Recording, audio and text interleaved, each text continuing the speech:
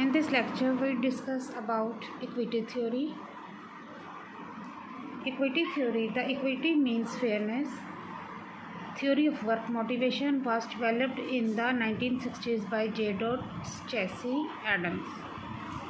First is equity theory is based on the premise that an employee perceives the relationship between outcomes and inputs.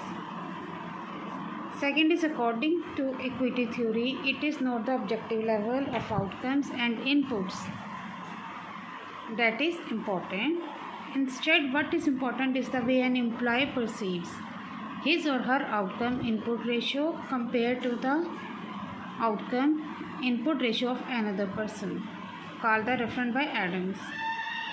Third is it is the employee's perceptions of the reference outcomes and inputs that are compared, not any objective measure of actual outcomes or inputs.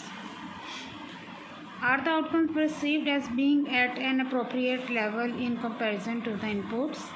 Managers need to ensure that different employees' outcome input ratios are approximately equal so that employees who contribute more inputs receive more outcomes and vice versa. Equity exists when an individual's outcomes input ratio equals the outcome input ratio of the referent.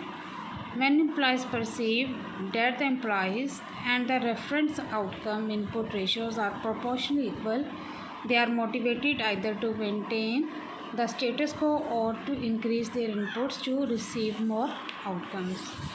Next is the inequity. In the inequity or lack of fairness exists when outcome input ratios are not proportionally equal. Inequity creates tension and unpleasant feelings inside an employee and a desire to restore. There are two types of inequity. First is the overpayment inequity exists when an individual perceives that his or her outcome input ratio is greater than that of a referent. Second is underpayment inequity exists when a person perceives that his or her outcome input ratio is less than that of referent. Ways to restore equity. Employees can change their inputs or outcomes. Employees try to change their reference inputs or outcomes. Employees change their perceptions of inputs and outcomes. Employees can change their referent, and employees leave the job or organization or force the referent to leave. Next is the expectancy theory. There are three keys of relationship in expectancy theory. First of all, we look about expectancy theory. It is one of the most widely accepted explanation of motivation. Victor Varun expectancy theory has its critics, but most of the research is spotty. Effort will lead to good performance appraisal. That a good appraisal will lead to organizational rewards. That the rewards will satisfy his or her personal goals. Three key relationships. First is the effort-performance relationship. Second is the performance-reward relationship. And third is the rewards-personal goal relationship. Effort-performance relationship, the probability perceived by the individual that exerting a given amount of effort will lead to performance. Performance-reward relationship, the degree to which the individual believes that performing at a particular level will lead to the attainment of a desired outcome.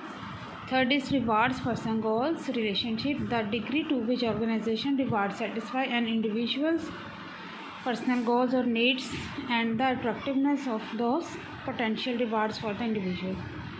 Expectancy theory helps explain why a lot of workers merely to do minimum necessary to get.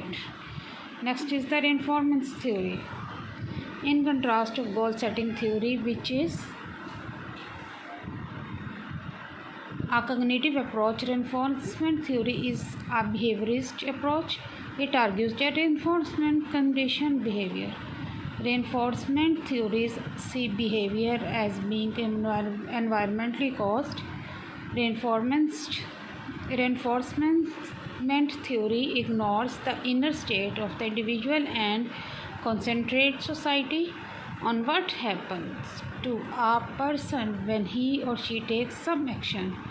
Concept is in this behavior is environmentally caused. Behavior can be modified by providing consequences, and reinforced behavior tends to be repeated. Equity theory and expectancy theory. I hope you understand this.